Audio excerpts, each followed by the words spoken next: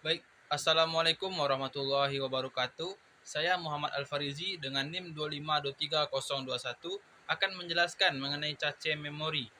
Baik, di sini sudah ada bahan ajar tentang cache memori. Saya akan langsung saja. Kita masuk pertama pada pengertian. Cache adalah memori berukuran kecil yang sifatnya temporary atau sementara. Dalam hierarki memori, posisi cache memori adalah satu level di bawah register. Teman-teman bisa melihat di dalam hierarki memori, di mana memori cache ini berada di bawah register prosesor. Selanjutnya, memori cache memori ini memiliki kecepatan sangat tinggi yang digunakan sebagai perantara antara RAM dan CPU. Dapat disimpulkan bahwa cache ini didefinisikan untuk mempercepat kerja memori sehingga mendekati kecepatan prosesor. Cache memori ini berukuran lebih kecil namun lebih cepat. Cache ini berisi salinan dari memori utama. Tadi telah dikatakan bahwa cache ini adalah berukuran lebih kecil. Jika semakin besar kapasitas cache memori, maka akan memperlambat proses operasi cache memori itu sendiri. Selanjutnya kita masuk kepada fungsi cache memori. Pertama, cache berfungsi sebagai tempat untuk penyimpanan sementara untuk data atau instruksi yang diperlukan oleh prosesor. Yang kedua, cache juga berfungsi untuk mempercepat akses data pada komputer. Artinya, kenapa dia mempercepat akses data pada komputer?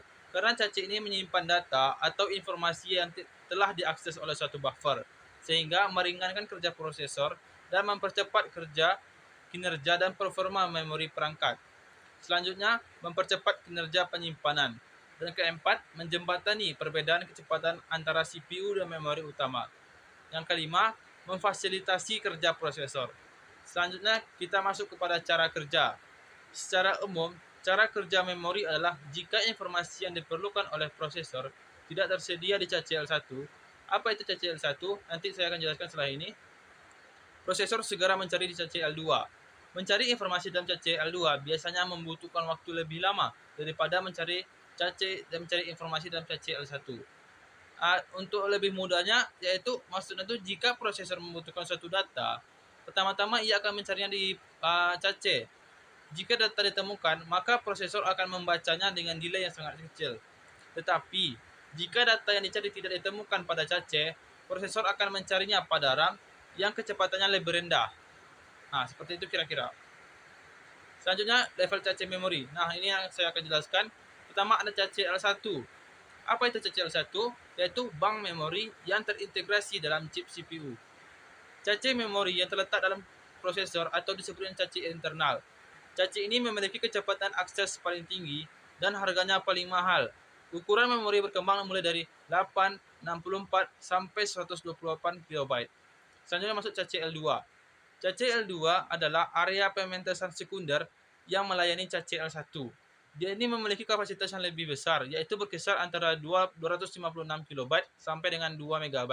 Namun, cache L2 ini memiliki kecepatan lebih rendah dari cache L1. Cache L2 ini terpisah dengan prosesor atau disebut dengan cache eksternal. Di mana cache L1 adalah cache internal dan cache L2 ada cache eksternal. Selanjutnya pada cache L3 atau cache level 3. Itu hanya dimiliki oleh prosesor yang memiliki unit lebih dari satu, misalnya dual core atau quad core. Fungsinya adalah untuk mengontrol data yang masuk dari cache L2 dari masing-masing inti prosesor. Selanjutnya kita masuk pada operasi pembacaan cache memori. Pertama dia akan permintaan data atau instruksi, yang mana prosesor meminta data atau instruksi yang dibutuhkan untuk dieksekusi. Kemudian pencarian di cache. Ketika prosesor telah meminta, maka cache controller akan memeriksa apakah data atau instruksi yang diminta tersedia dalam cache memori. Yang ketiga adalah pengecekan cache hit atau miss. Jika data ditemukan di cache atau disebut dengan cache hit, maka data atau instruksi tersebut dapat langsung diambil dari cache. Baik, itu saja. Mungkin langsung saja kita ke kecepatan cache memori.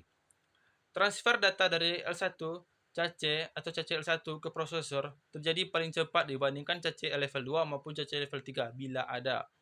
Kemudian kecepatannya itu mendekati kecepatan register. Apa itu kecepatan register?